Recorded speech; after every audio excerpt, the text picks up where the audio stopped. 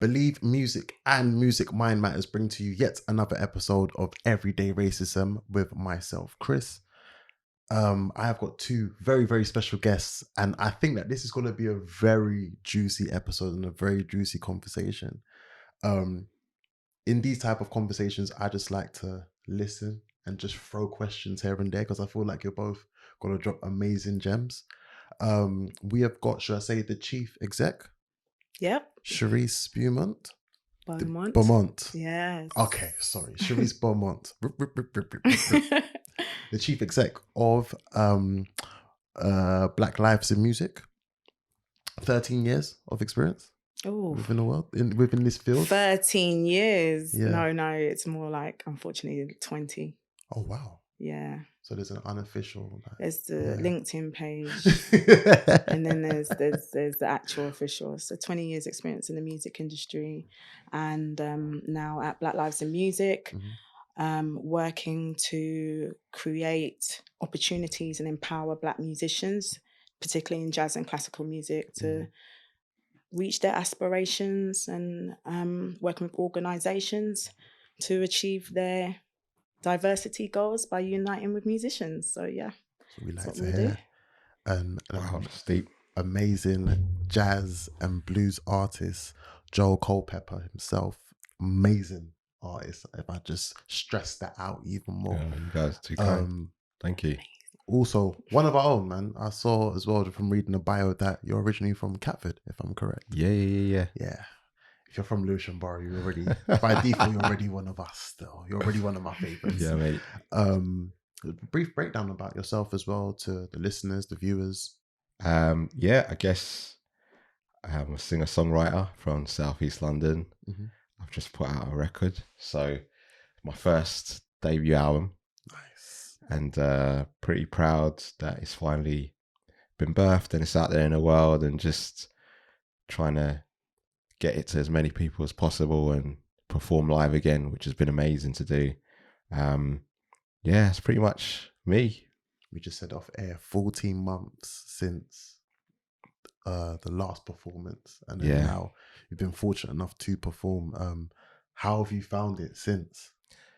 Yeah, man, it's definitely lifted my spirit, and I don't know, just being connected with the people again. That exchange I've really missed.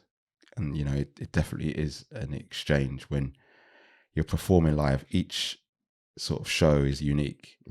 And, you know, it might be the same songs, but I don't know, there's a different energy each time. And I live for that. So it's been amazing to finally get back to, I don't know, a purpose. Of course. Yeah. It's like the music always sounds better when you do hear it out live as well. Totally, man. Obviously today the main topic that I did want to speak to you both about was institutional versus individual racism.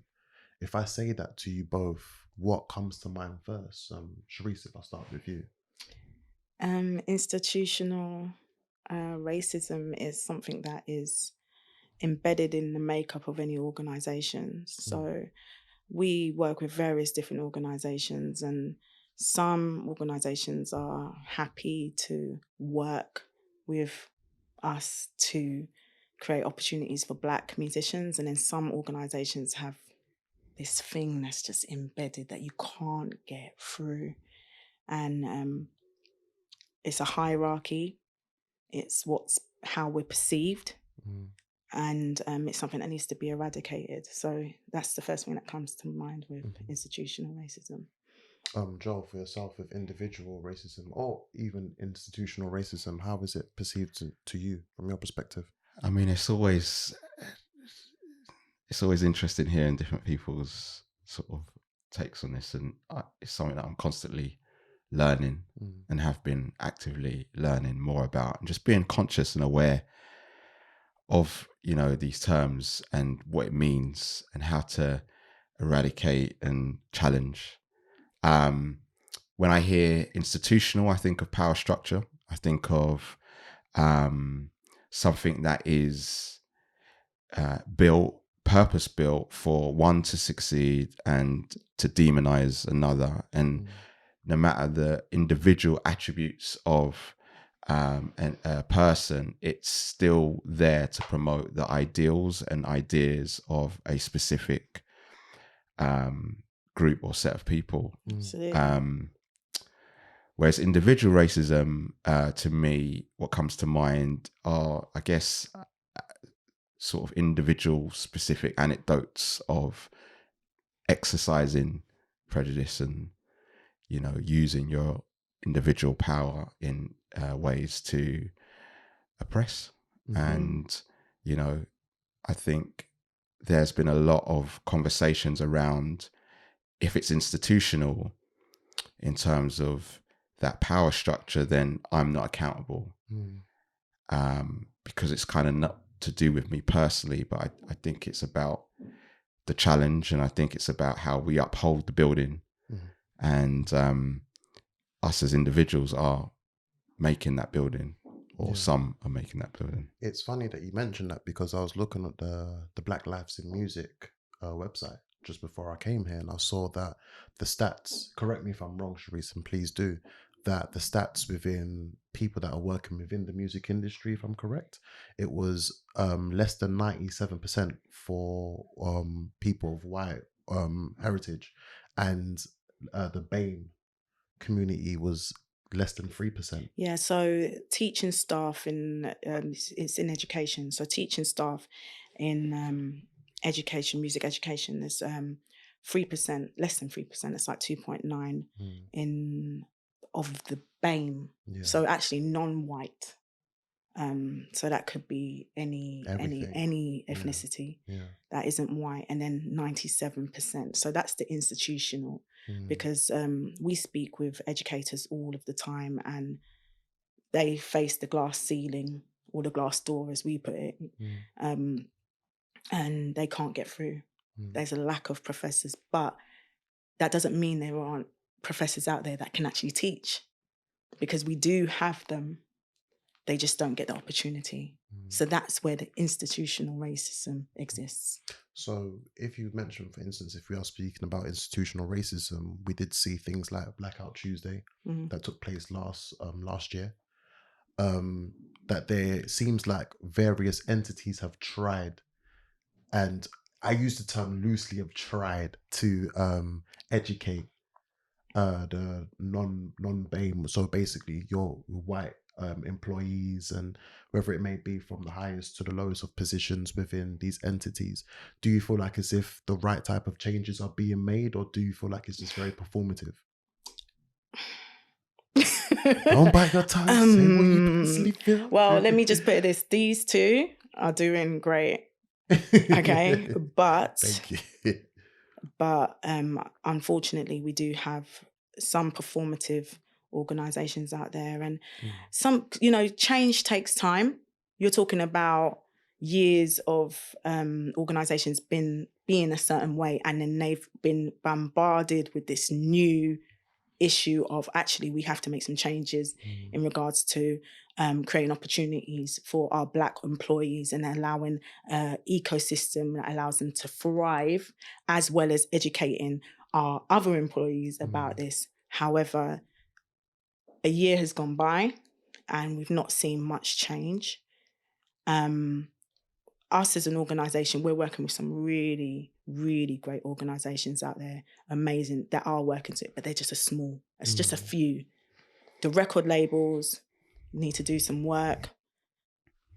Huge corporate organizations, which will remain unnamed, need to do some work. And I think we're at the stage where some organizations have been given an actual blueprint and are finding it difficult to even follow the blueprint.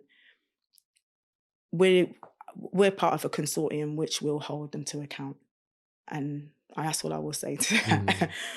But we're hoping to see change, and I do believe, I'm hopeful. I really am optimistic. So Gotta be right. Yeah, and you know what? There's a lot of organisations out there that are really doing the work and really are trying. So if that is a mirror that we're holding up, then we're in a good place in a few years, I believe. Do you feel like as if the purpose of things like Blackout Tuesday, that got lost in translation? And I didn't adhere to that. Yeah. you can come in by the time. Of This course, is what Joel, I'm like. This is anytime, conversation. just jump in anytime. But I didn't adhere to that. I didn't adhere to that. Jamila and Brianna, who came up with the concept, amazing. Hats off to the sisters for doing that. Of course. Lip service otherwise for the Yeah. organisations, because look at where we are now. Of course. And who didn't really see that coming? Yeah. In my opinion, man. It's a great opinion, and I think a factual one. You know, we've all been challenged, and I think we need to continue to challenge and continue to be in a space where we're going, is this just performative? Where is the actual change? You know, within these organizations, institutions, if it's not reflective of, you know, you and I and how we look, and, you know, is not supportive and promoting and understanding what's going on, then absolutely it's lip service. Yeah. You know, I definitely remember that period of time. I was challenging everything everywhere because I felt compelled, actually. And it, you know, it was coming at a cost of me taking my eye off music, and that actually taking a back seat to addressing some things that I felt that I had personally allowed to exist or be, I don't know, definitely be allowed to continue or to be within my sort of interactions that were not cool. Do you know what I mean? And suddenly I was just like, I've got to ask the questions.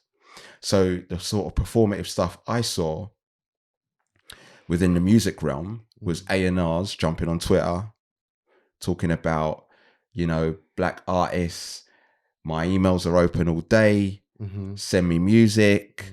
You know, yada, yada, yada. And these are from individuals that I had sent music to that hadn't responded to me. So for me, the performance or the performative element within that is just get back to the black artists that you've already been in comms with, that you've chosen to blank. The whole, I'm going to announce on Twitter, here I am doing a good job and doing the work. You know, the proof is in the pudding, bro.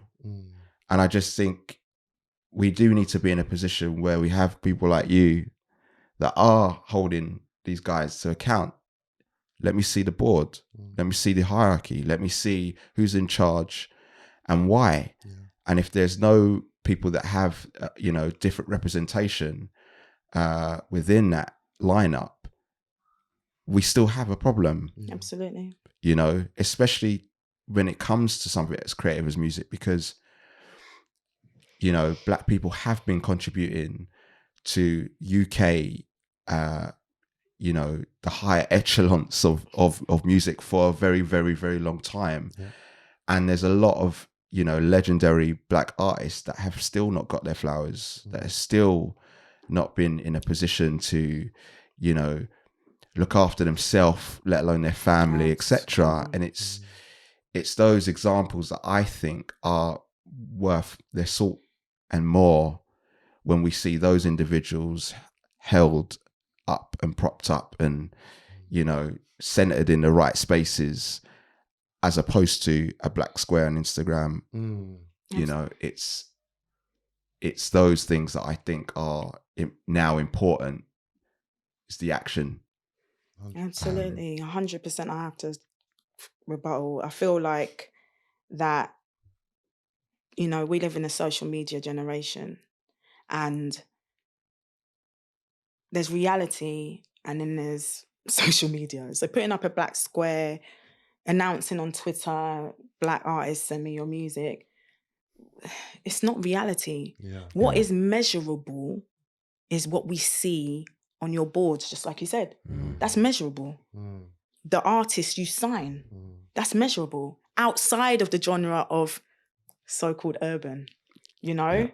Let's see that. Let's see more jazz artists. I got a big bugbear with that as Come well. on, let me come through. Let come through. You know, I don't need to carry on. You know, go on. I got a big bugbear. One of the questions I wanted to ask after was, based off of everything that has transpired since Blackout Tuesday, and I hate that this terminology is used for that moment of time, but the Black Lives Matter period, that I personally can't stand that, but it was the eradication of the word urban from the music industry, where that word was taken away. But in what way are we meant to applaud that, and are we meant to be glad and happy that that word has been taken away? I mean, Joel, please speak about that Well, terminology, urban, and just your views. I've never been comfortable with the word urban anyway. I think it's an excuse to filter in anything sort of street and present it in a particular way, and it takes the onus away from Black individuals' contribution by a blanketed word, urban. I used to remember back in the day when you have to go in HMV and you'd see various genres and categories, Yes. and that slowly changed to urban. But everything was in urban. Everything was in urban. Yeah, that wasn't pop or rock. This is it. So within other genres of music that predominantly white people was performing, you had subcategories. You had pop, country, indie, electronica, dance, hard metal, whatever. Yeah. You had individual, whereas within the Black community or people who are Black expressing and creating music, urban, when there's jazz, rock, soul, hip hop, it's endless. House. Yeah. It's endless. Gospel. It's endless. It's endless. And right. Blues. So many. I think for someone that has been inspired by a lot of soul and by a lot of R&B and all the greats that everybody listens to, that we all love, I think there does need to be a space that we do promote artists that are doing something that isn't necessarily deemed urban or street or filled with trauma or filled with a stereotype. Yeah. And that we're celebrating artists who actually have different views and but doing their thing in their own individual way. And I think soul in particular and funk are a formidable force. We're still listening to Stevie Wonder and James Brown and all these songs that are within our playlists, and it's not tiring neither. As the generations sort of come through, they're still finding these guys and playing them. And I just think, where are these kind of artists on the radio? Where are they being promoted? Where's the opportunities for these guys that are doing stuff that is not necessarily considered a stereotypical Black sort of genre of music, or at least a popular one? Where's the support for those artists? Because there's a lot of artists that have been massively let down by the music industry. Their lives have been completely broken by a promise to help them in their dream and getting them in a position of what their talent deserves, and they've been reduced to entering competitions, competing, almost singing for their supper, as though their value and their worth is just that. And these are some of the best voices that you could ever hear out some of the of the UK. songwriters that that of the biggest tracks in the world are Black. All those Westlife and Boyzone songs, those ballads, they're Black. Where do you find them? Probably an X Factor trying to get their dream. I just think there's obviously, there's such a great disproportion in the artists who are Black and successful in this country to the artists who are white and successful in this country. Absolutely. And we still are figuring out how to challenge that, because it's still happening. I don't know what the top 10 is at the moment, or the top 20, or what the 100 is, but I'm confident that there aren't many people that look like me doing the kind of music that I'm doing within that space. And that's not just down to them not being good or not having a massive following, etc. That's the support structures that are in place. That's the opportunities that are in place. That's not enabling those artists to grow and be in the positions that their talent deserves. But that, I believe that comes down to the very word that we're talking about here, which is the word urban. I feel like that pigeonholing, everything you've described, can you imagine if, and we have this, if we had Black artists in the country section, let's have an imagination HMV or Spotify playlist, who knows, or maybe not, I don't know, but an imaginary HMV where you have Black country, you have Black artists in the heavy metal section, you have, because it's all one, it's just music, jazz, classical, all one, not this section here. The reason why I say it's pigeonholing, and the reason why I say it's it holds us back, and it's not us holding us back, it's them, is the fact that we are being labelled, so they can't see past it. The people that make the organisations and the record labels that make the investment will see a Black artist and they will put them in that section and they say, we don't really know what to do with that. When, if it's open for any artist to be any part of all of those genres and subgenres, the correct marketing and the investment can be made. But we're here because, in my opinion, in my humble opinion, that boxing, that stereotype has been harmful for us and the investment in Black artists, because they just can't see past the fact of the colour of her skin. You could be a jazz artist, you could be a classical music, but you're segregated. You haven't got the investment. Like we've done a survey on the lived experience of Black musicians in the UK. And what's come up is by no survey is reflective in terms of the music industry. There is none. But only 2% of our respondents were signed to a major label. That's the jazz and classical, only 2%. 22% were signed to independents, and 41%, I believe, was self-release. Why is there only 2% signed to major labels? Now, if we go across the board, this in terms of the music industry as a whole, I think it's about 11% of Black artists that are signed. Why? And then when we look at Black women, which is a whole beast within itself, and other Black artists, the feedback they get is, well, you're not marketable. Did you get that feedback? Oh yeah, What did you get? I've had. I think that it's just not knowing, the excuse being not knowing how to market an artist like yourself, and it is an excuse. It's lazy, and actually, what Black artists have had to do is they've had to do this kind of almost guerrilla style. They're their own businessmen.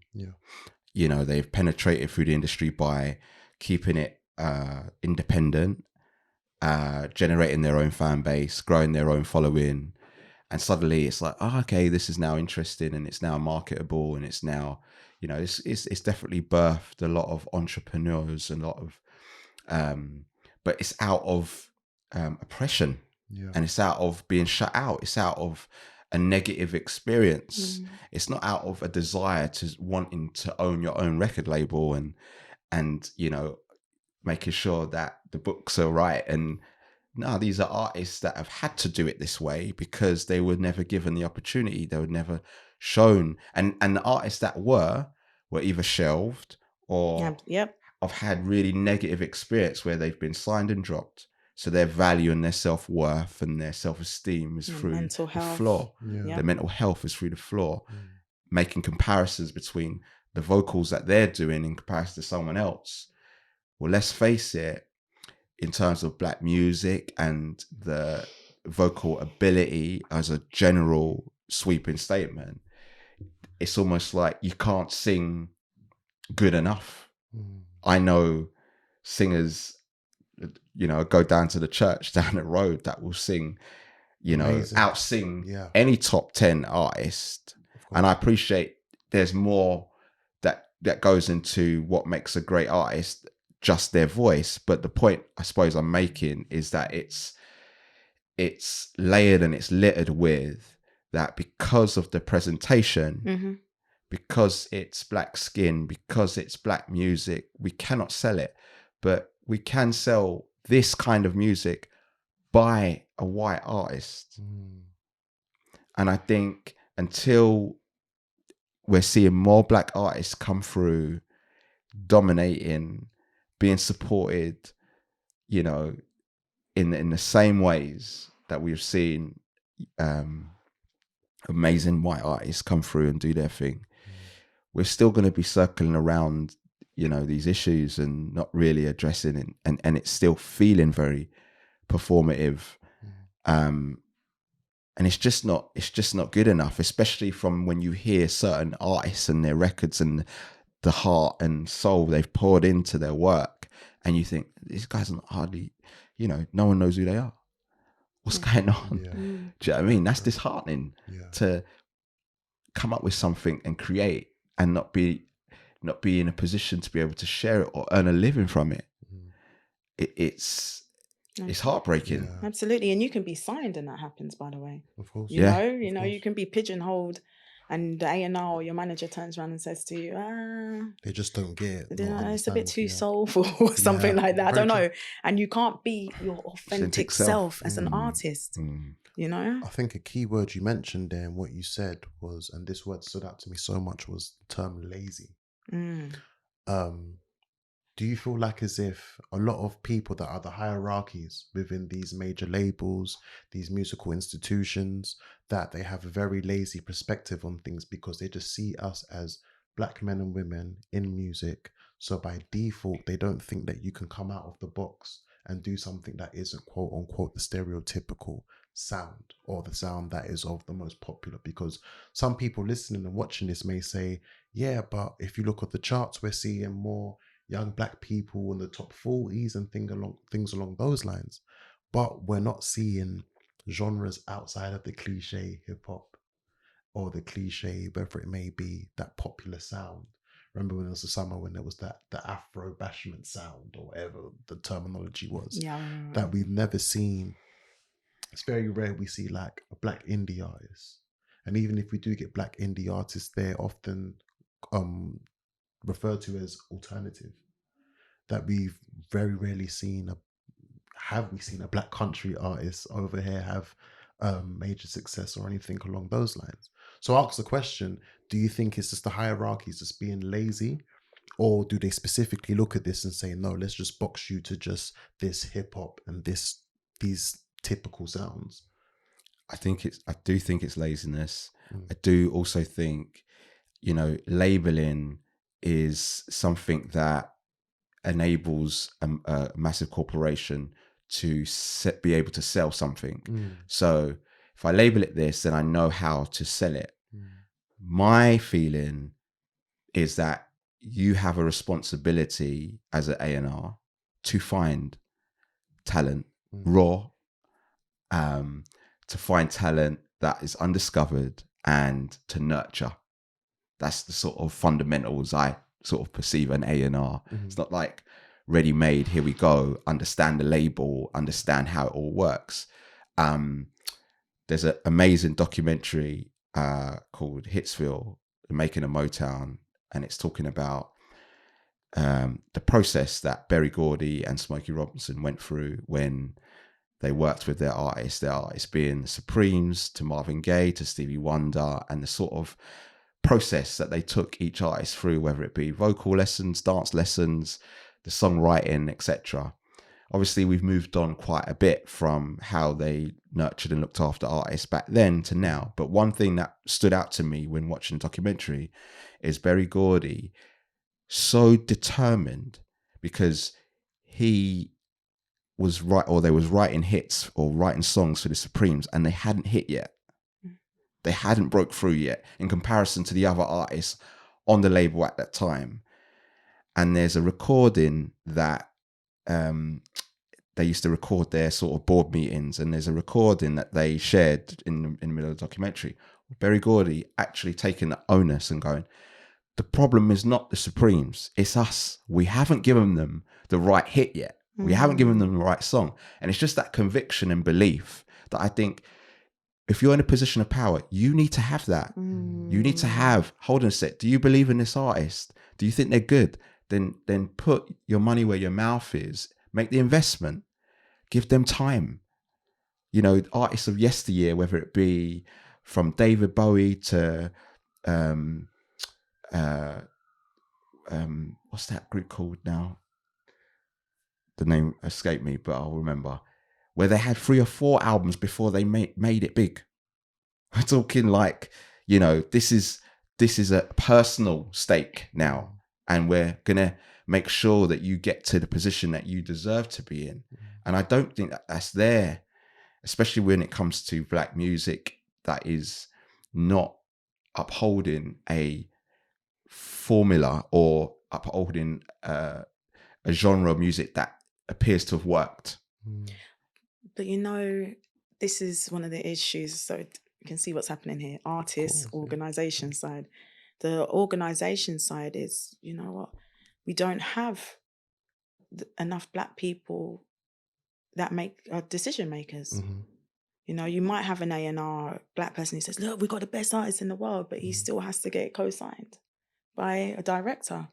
You don't have black senior management, senior leaders in the music industry, full stop. None, like 1 or 2 scattered. So how are we actually expected to see them black musicians actually get the recognition that they deserve, and black workers get the recognition they deserve, unless that issue is addressed? When we start seeing then we'll see, because Berry Gordy knows it's him. He's not A&R. He's the chief exec of Motown. He's the leader of Motown, but he knows the issue. He understands what the need is. The powers that be currently, they don't understand. Even if they've got the heart's desire, they don't understand. And they're not from that world as well. They're not from our world. They haven't had our struggle. They haven't, you know, our struggle, Berry Gordy's struggle, Detroit. They haven't had that struggle. And that's not to make light of who they are or put it down, but if you don't have the knowledge, obtain the knowledge. And how you obtain the knowledge? Hire more people in senior management levels. You've got a sea of people in entry level and in up to middle management. A sea. Promote them.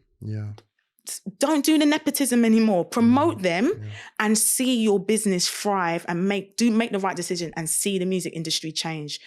We don't want to see dots of people and subgenres and urban black music anymore. We want to see equality across the board, and every musician, no matter what genre or who they are, genre's even a box within itself, but just who they are, have the opportunity to be who they can be.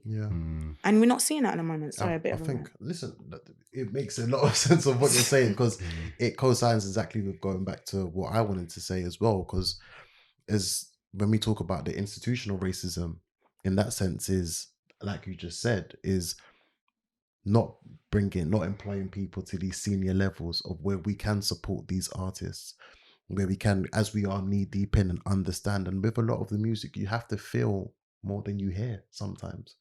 It has to be a thing of where it is heartfelt and you understand the picture that this person's trying to paint with words. With a lot of a lot of young black execs in the music industry, in the music field, I may not speak for all, but for the majority is like, we're just grateful to be here. And with the roles that we have, there's so many people we have to go to. There's a higher up of a higher up of another higher up that we need to go through. So it comes to a point as we may want something, but the higher ups will say it as, no, we don't get it, we don't understand, or it doesn't have the numbers. There's a personal sacrifice potentially for you sticking your neck out on the line. So, you know, in some ways, it's almost like, well, I've just got through the door myself. And now I'm, you know, putting my position in jeopardy by presenting certain acts and artists that this institution or these senior execs are not gonna, They don't care. they're not gonna give the support to. So therefore I'm putting my own neck on the line. And I think there are elements of that across the board, not just in the music industry, where, you know, Black people do feel a level of pressure to go, right, I have to, you know, now, you know, support the slither I've been given of the cake. I've got to cut that up into about 1 million pieces just to ensure that XYZ gets as well. And I think there's a challenge even within that, in terms of, hold on a sec, this still is not a level playing field, and it shouldn't be onto one individual and one person like yourself to get everyone through the door. You know, there's a personal impact on you to have that responsibility to make sure that there are more Black people in the room. And it's, again, it's becoming an issue that Black people have to have and deal with. And it's like, this is not our issue. This isn't our issue. We're being impacted by it for sure, but the issue is around, again, the senior managements, the people within positions and power, not stepping aside, not allowing that equal playing field, because they've thrived and they've benefited from the system that's come before them. And it does take almost a rejection from them that I give it up. I absolutely want to share what's going on right now, because we understand it's a lot deeper than I've just kind of ended up in this job and you haven't. We understand that now. We're all being made aware. Actually, it goes a little bit deeper than I kind of landed on my feet, mate. You know, 100%. It stems back, and we need to. And I think that's really uncomfortable. It's uncomfortable for people to really understand that, and you know, a year on, still uncomfortable because it affects us all very, very personally. I feel like, and it's almost like, this is where I do get a little bit pessimistic. Like, are those who are leaders in these organizations going to make these changes, i.e. getting Black senior management employees, or are they just going to manage the situation like chess and, you know, give us the scraps and we're investing that one artist and that will pacify it, or this? And I'm saying it, I guess, without having my words framed, but I guess I'm really tired and frustrated at that. Because I'm hoping that anyone who can hear me, that we can see what that actually is. You know, that tokenism. That tokenism, or even just covering your back, or, you know,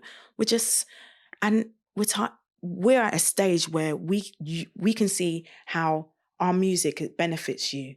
You know, forget history. You know, hip hop is still the #1 selling genre on the planet. Still, you know, I sound really militant, but there's a cashing happening without giving back. There's a managing going on here, and we're tired of it. And I feel like, let us manage. We understand. You wouldn't go to a country and take over a country without understanding what's going on.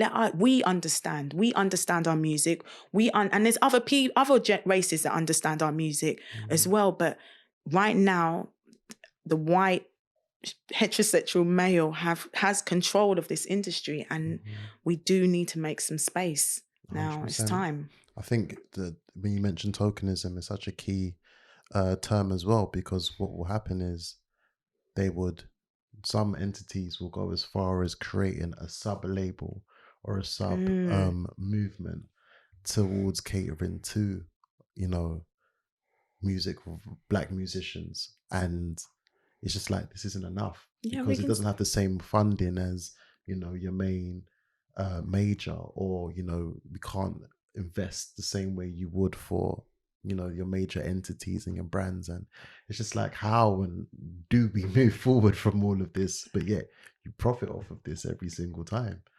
I want to speak about elitism within specifically in classical and jazz music, do you feel like as if there's a form of elitism, both whether it may be from individuals or from institutions, that is like, you can't be within this world? That there's that elitism of where Black musicians aren't really as welcome into the classical and to the jazz world? I think with jazz, it's slightly different to classical. I think, there was sort of birthing of how jazz has come about and what jazz means in this country, as in 2021, and the artists that are doing jazz. I've been so inspired by the scene in general and how they have dominated these prestigious places and performed in these really sort of like breathtaking venues and, just excelling. And they're all banding together and they're all promoting one another. I think with classical, I don't see the same movements. I don't see the same ruffling and the same shaking. If I turn the TV on and I see an orchestra, am I seeing Black players? No. And there are, I know a few, and they're incredible. And I don't think they're given the same opportunities still. It doesn't feel like they are. It doesn't seem like they are because I can't see them. And that's just the bottom line. I don't know that world in great depth, but I do think perception is important. And I'm someone within the music industry. And if I don't necessarily feel, or the impression that's been given to me, someone who's in the industry, that there are not that many Black people within these spaces, and yet the talent is there, then we still got a problem here. It's still ongoing. And I think with classical, to your earlier question in regards to elitism, we've only got to look at the sort of, I suppose, the types of people that would be able to play a classical instrument and why.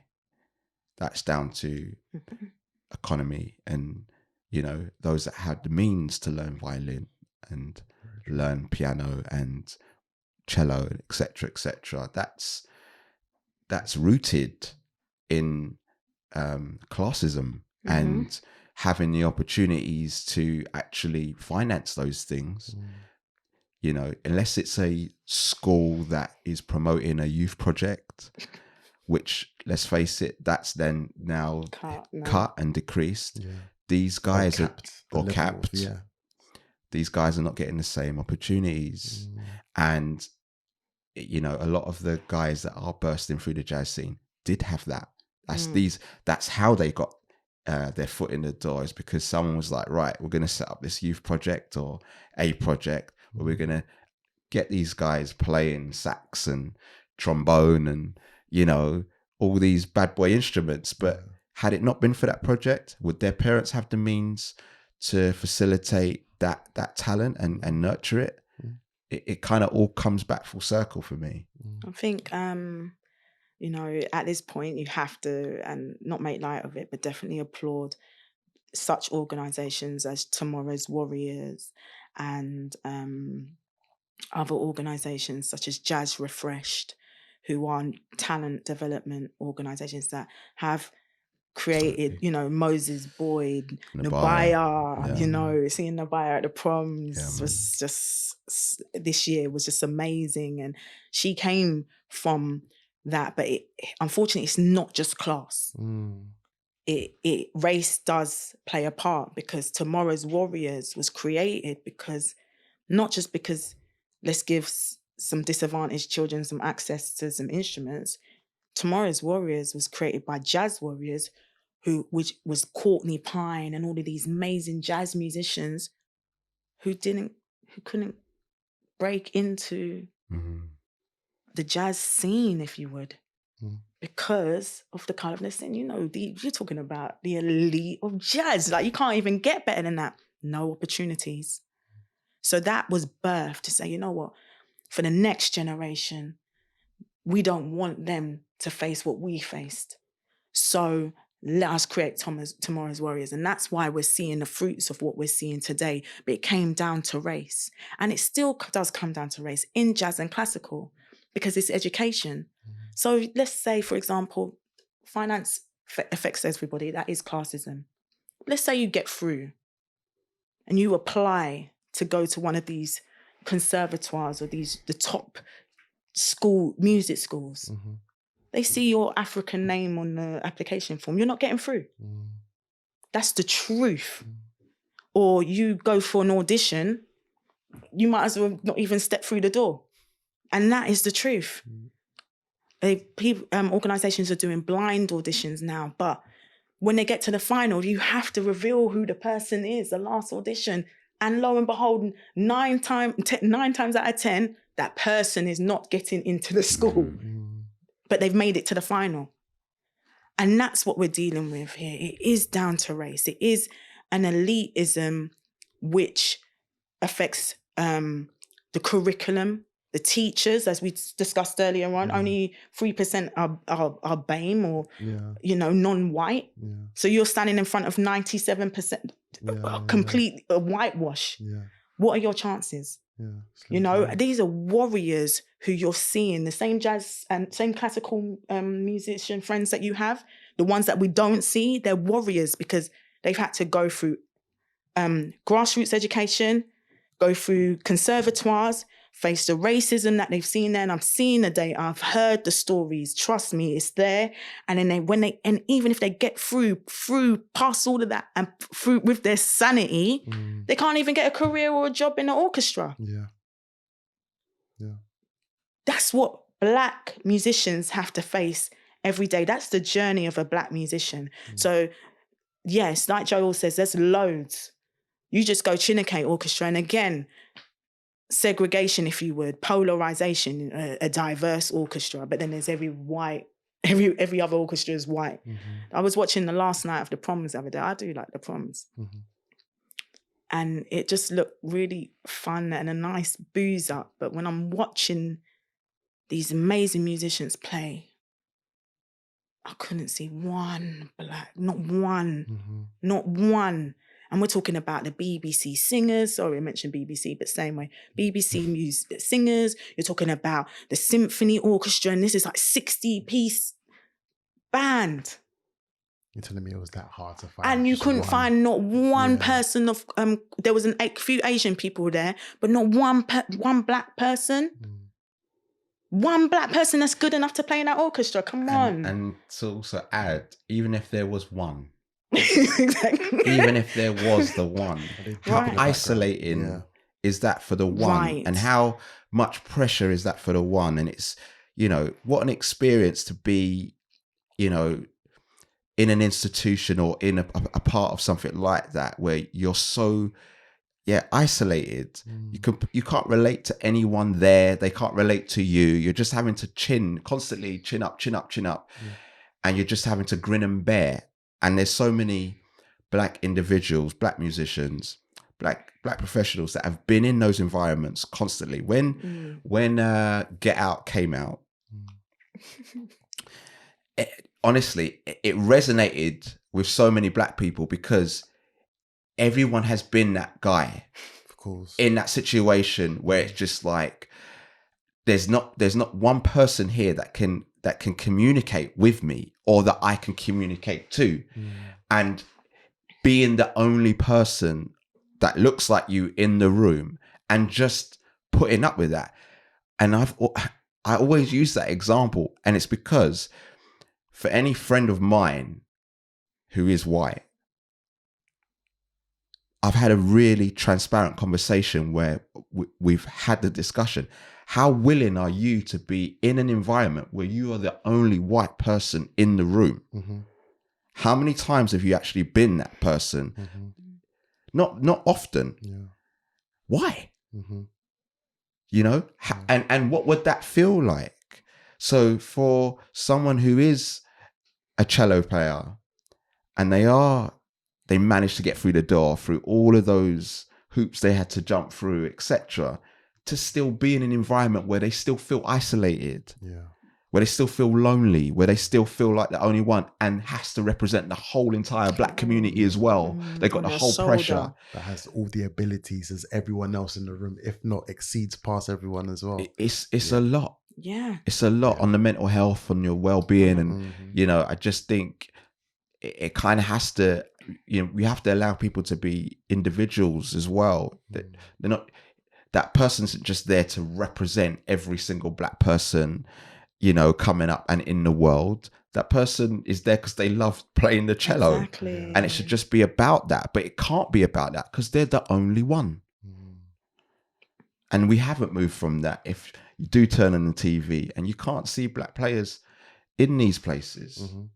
And then that elitism you're talking about is institutional. It's created, just like you said, it's created to keep those who are thriving and oppress others and stop them from getting in.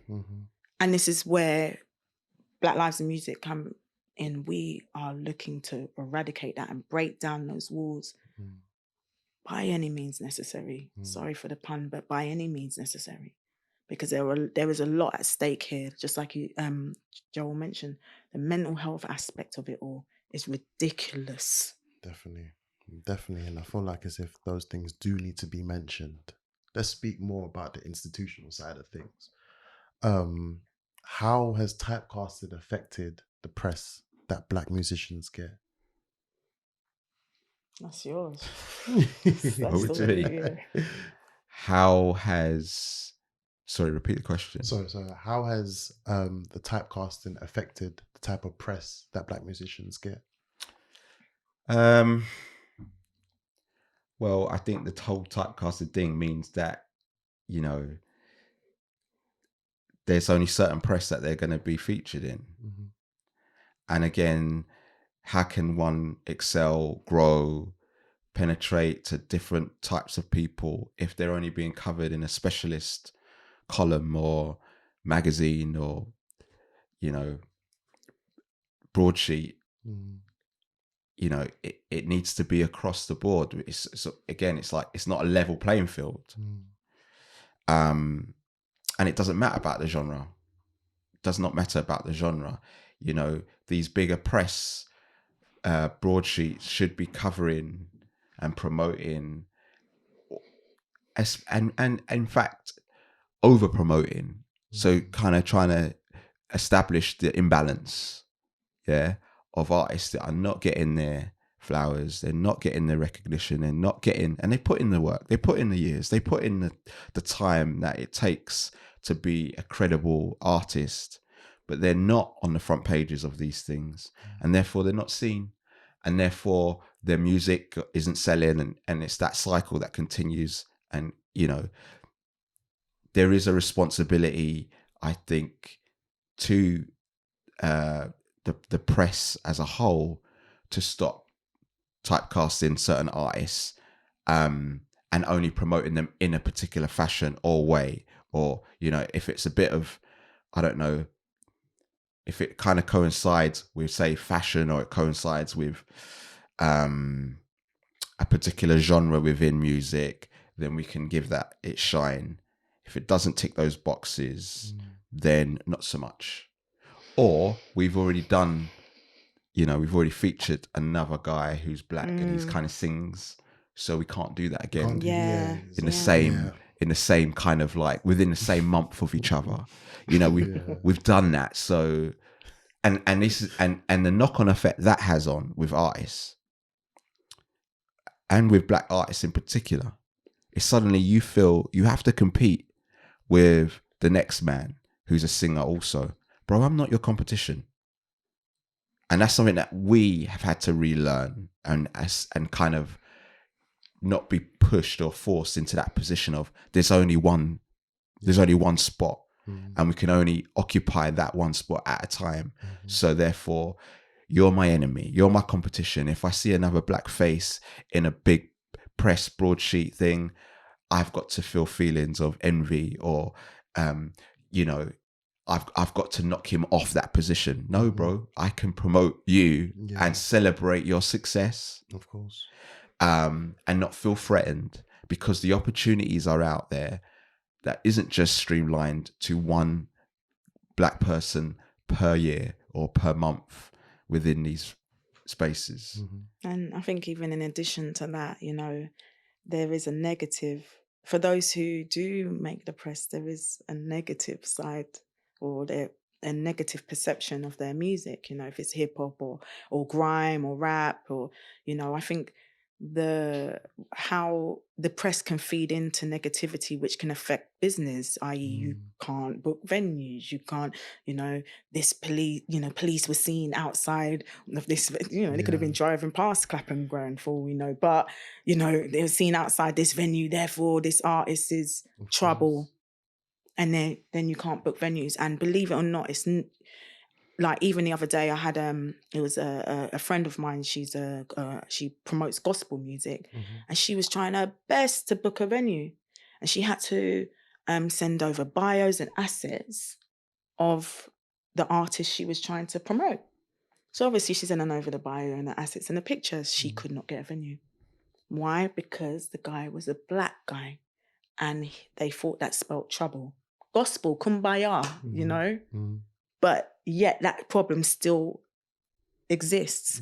Now, I say that to say the perception of Black artists, you know, I would be grateful if they'd even promote jazz and classical artists, but they don't even do that. But the ones that they do put into the press, there's always a negative spin. You know, how they saw us. Like, I know Brit Awards was ages ago, but still, you know, it pains me. You know, look at them jumping up and down like, what? Look at all these trouble. They were just dancing. Yeah, you know, we were dancing. That's how we dance. That's how we vibe.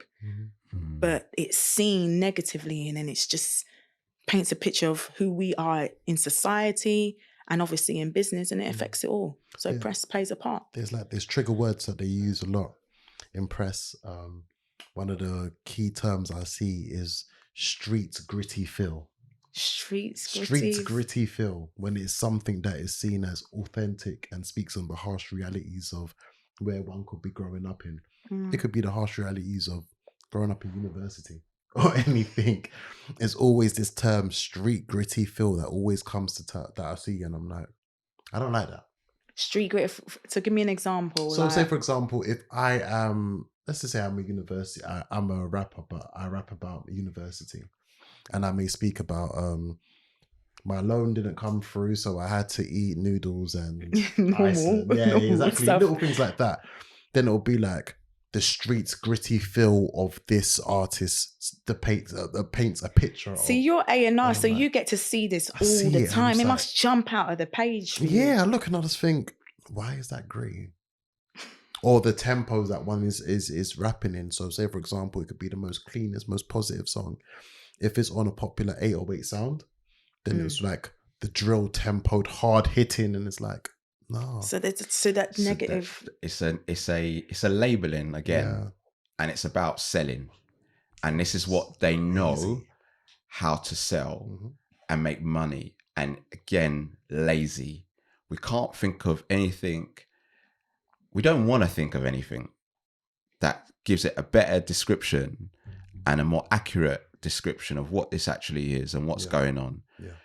But we do know how these buzzwords can promote and position an artist and generate interest and clickbait stuff and make money.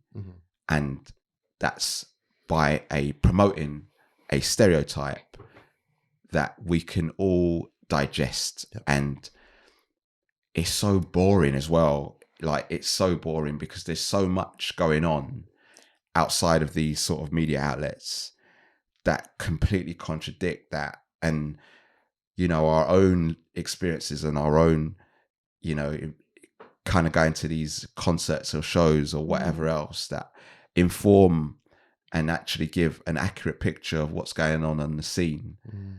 You're dying to see that when you read these things, or, you know, you go on whatever online press. It's just such a mismark of what's going on. I mean, I don't tune in anymore. It's lazy. That's where laziness is. Extremely lazy. And worst, more it's harmful. Yeah. It's harmful. It's harmful of how we're perceived as a people. It affects the whole thing, the media. Those phrases, those words used, that, and it's just laziness. Yeah. Why can't we have the artsy fartsy Ed Sheeran was in the studio and we love Ed, but is in the studio forever, and he was just creating the most nice creative words. Yeah. Why is it always the harsh realities of life and trauma? Pain.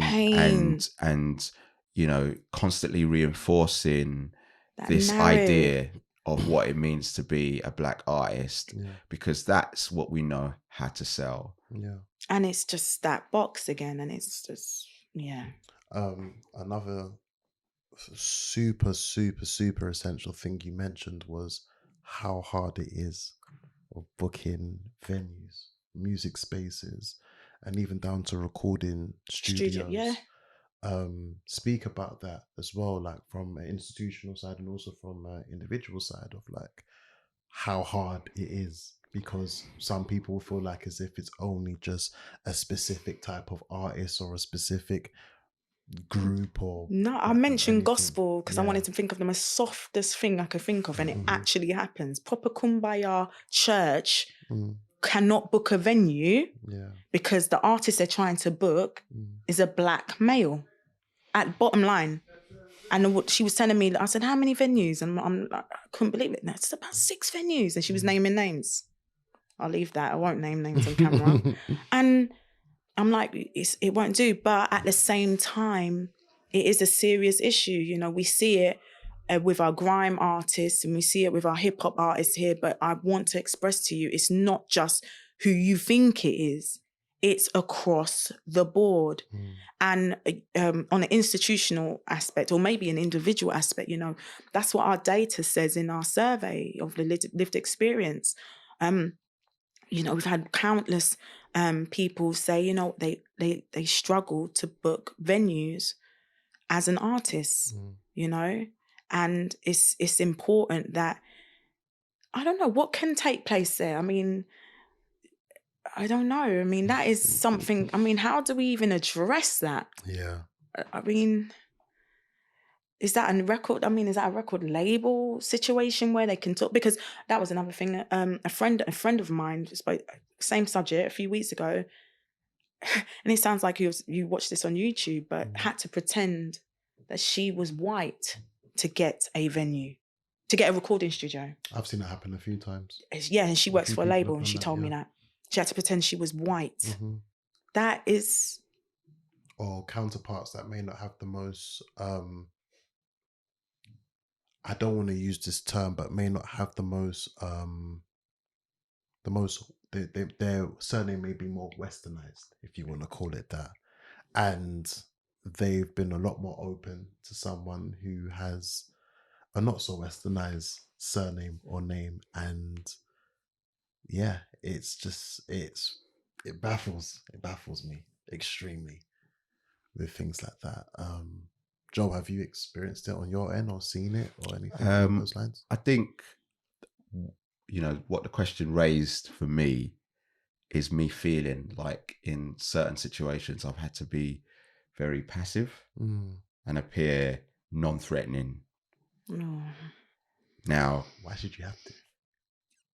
I don't think I'm a threatening person, but I've definitely felt the need to either raise my tone, just appear like I'm cool, I'm professional, I've got money, and I can, be in this environment and not be seen as a threat.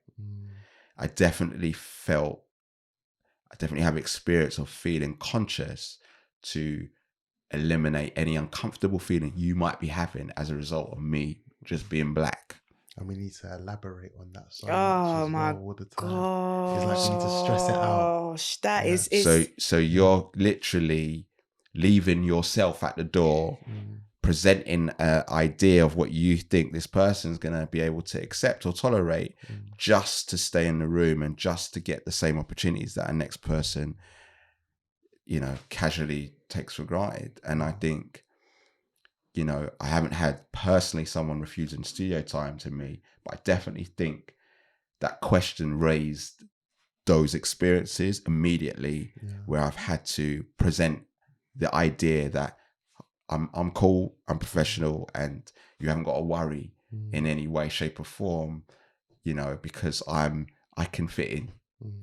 You know, I don't know who would listen to this, and you know, but unfortunately, we, you know, in our lived experience data that came up, you know, 43% of our respondents said they've had to change the way they speak, change their hair, to appear non-threatening or not aggressive, especially as Black women, because we're labeled like that, you know. And you can't be your 100% authentic self to work or as an artist, as a music creator. It's not a shame. It's worse than that. It's really something that does need to be addressed. And what we plan in Blim to address in terms of policies and anti-racism work in the workplace. No one should feel that they have to leave themselves at the door or at home to come to work and be something that they're not. Just to, like you said, appease or be accepted by someone else. It shouldn't be that case. So we're not talking about just studio time. We're talking about in your workspace where you spend 8, 10, 12 hours a day in the music industry, not being yourself. What toll does that take on your mental health? That's my question. You know, and those are the things that we need to think about. It's not just an act and, you know, people complaining. These are real issues that have to be dealt with. What do you say to the assumptions that some people may feel like as if let's say a rapper isn't technically as gifted and talented as someone that may cover a different sound or genre, whether it may be indie, alternative, or classical, or anything along those lines? Because some people, again, the elitists, may say things like, oh, the person's just making words rhyme. They're not, it doesn't take as much talent or as much gift to do that compared to someone who may do those type of sounds. What's your views on that?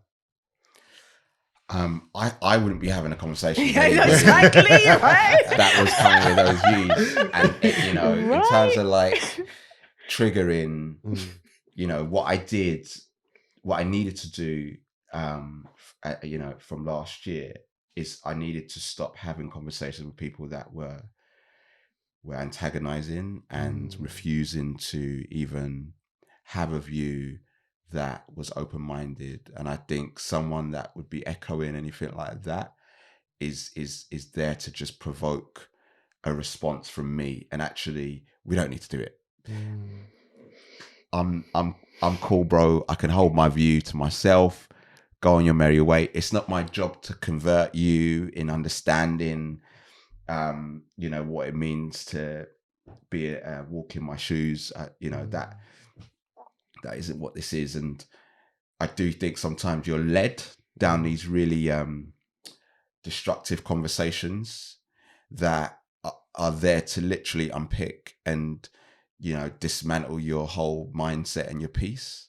And I couldn't get into a dialogue with someone that was actually saying those words. I'd walk away from that. Just personally. to downplay others as well. I feel like that's the main thing that kind of, I see it as, it's a draw out.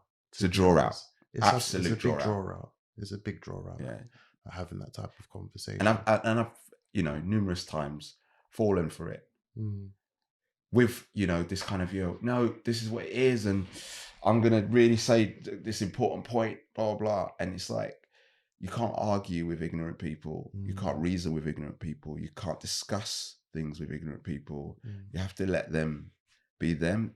Your job is to just make sure if they're in a particular position of power where they're, you know, where their views can be exercised, that's removed. If you can challenge that person that's in that position of power, have your view in your own yard and your four walls. Yeah. As long as it's not impacting on others and their lives and 100%. vulnerable, whether it be children or, you know, But the it sick does, and it does etc. impact though, because they are the power. You know, I hate using the word they because it sounds quite, but they are the powers that be. They're the people. They think that. You know, so it does impact us. They're the source of this very conversation that we're having. I don't know. I mean, I agree that you can't speak to people like that. But who's gonna tell them no? Like that, like who's gonna tell them? Like you can say, "Oh, I can't speak to them," but like it needs to be communicated. They need to be. There's some education has to take place, even on that ignorant, small level. Some education has to take place. I think for me, the education has to resort in them losing their job. You know, there has to be a consequence to whatever the behavior is. Yeah. I think from an individual point of view, when you're engaging with someone that is being that triggering, it is about protecting your own mindset and well-being without necessarily going, it's not my concern or business, but I do think it's like, how can I challenge it in a way that is effective and stops, you know, them being in a position where they can influence and they can harm and cause damage? Because no matter what I say, no matter how I frame it, no matter the words, the passion, the heart, the tears, they're just going to go, I don't agree. Yeah. What about? Yeah. And it's those conversations that I've personally had with friends, with people that I love, that I was like, wow, I cannot believe you're not hearing me. You're not hearing me. And I'm speaking clearly, and I'm speaking with, as I say, a lived experience and something that I feel very passionate about. You can hear it in my tone. You can hear it in my body language, everything. And you're refusing. And that's their choice and their prerogative. And I just got to the stage where I'm like, I can't engage in this way. I have to engage where I'm like, and I did in you know, some workplaces that I used to be in, where I'm like, this isn't good enough. And if it continues or it remains in the way this is structured and, you know, presented, then I will use my influence and my own career to bring attention to this. That's where I saw my contribution in. But you've got people that challenge. You've got people that can't really. Their mortgage home is on that challenge. Yeah. Not everyone's a side man. Yeah. You know, at the end of the day, throwing stones from the inside, and you know, I guess this is where, and then we don't have the silver bullet, but I guess this is where independent organisations such as ourselves, we can step in and start making some noise. However, I do believe education policies have to be put in place on what this looks like and how this is triggering to Black people. You know, this is racist. What you're saying is actually racist. You know, so the microaggressions that we always speak on, that we have to deal with on a day-to-day basis, because it's like there's an undertone of what you are trying to say. You know, I just don't want to throw in like what our data says. You know, 67% of Black music creators and 71% of Black industry professionals have experienced direct racism. That's like 7 in 10. Yeah. You know, you know. Right there. And, you know, microaggressions obviously higher. Yeah. So, you know, it is an issue that actually has to be dealt with, like, and taken seriously. Yeah. Before we do conclude, I think if we at least try and pick on 2 bits of advice that we can give to listeners, viewers, on how we eradicate institutional and individual racism within the music world, what would you advise? Man, that is a tough cookie, that one. I think we got to keep having conversations. I think we got to keep talking. We've got to keep challenging, you know, and we've got to continue to be uncomfortable, because it is uncomfortable to have these conversations and to present lived experiences in environments that are professional or impact us in our mental capacities. That, you know, they're uncomfortable, and it does take a personal stake, I think, when we're dealing with these sorts of challenges. My advice would be, you know, we've got to continue that, for it to, you know, that growth happens when we're uncomfortable. That growth happens when we are sort of putting ourselves in positions where it's just like, okay, that saying, evil thrives when good men do nothing. And it's not to say that we should all do the same thing in the same way. And my mum would definitely promote there's more than one way to skin a cat, she always tells me. But we do need to find our own voice in challenging the status quo, in understanding what institutional racism even means, and understanding what individual racism even means. There's so many people that I've had conversations with, you know, this year, friends, colleagues, you know, whatnot, who still don't have the basic understanding of what institutional racism is, what prejudice is, the difference between prejudice and racism.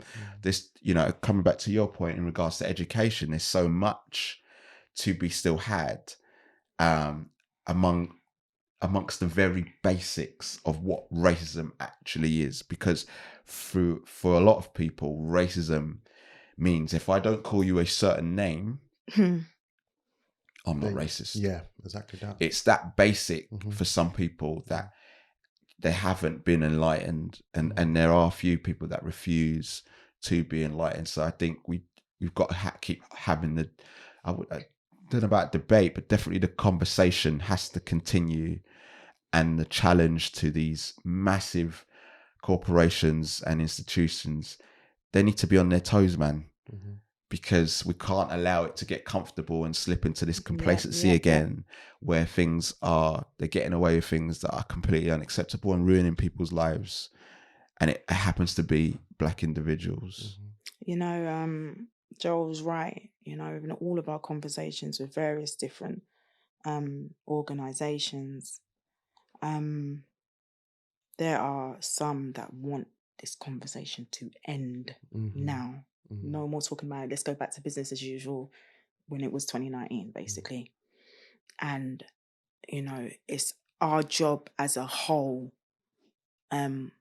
whether you are part of BLIM, or whether you're part of Black Music Coalition, or whether you're part of Power Up, or whether you're just an individual in an organization, to keep the conversation going. We want to see change. They want to shut the door. Our job is to keep that door open. We want to see difference. Nobody wants to comfortably go back to how it used to be, you know?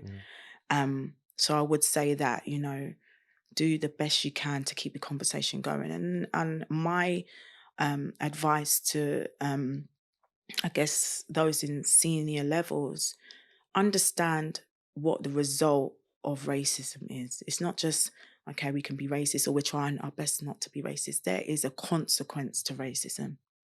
And we've spoken a lot about it on this within this conversation. But mental health, number one, is paramount.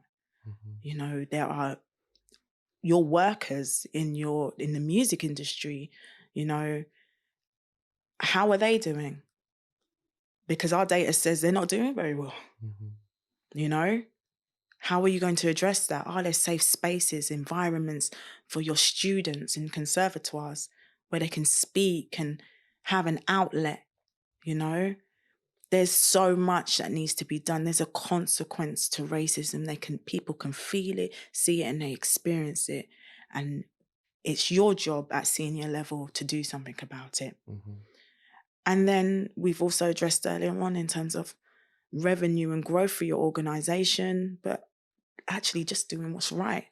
employing people at senior management level that actually know what they're doing. They actually do know what they're doing. Exactly that. To give them a chance. So if that means moving them out of the way or creating, more people on your senior management team, more roles on your senior man, do that. If you can't let go of people in your orchestra, create more seats, create more space for players in your orchestras. But we need to get past this where we are. To be honest, we're not going to have it anymore. I just want to say that we're not going to have it anymore. We're going to fight until we see some change, and we're willing to work with anybody to make it happen. I don't want to see another Last Night of the Prom like I saw last week. I should have watched the tennis in full. I don't want to see that again. We want to see an level playing field for everyone.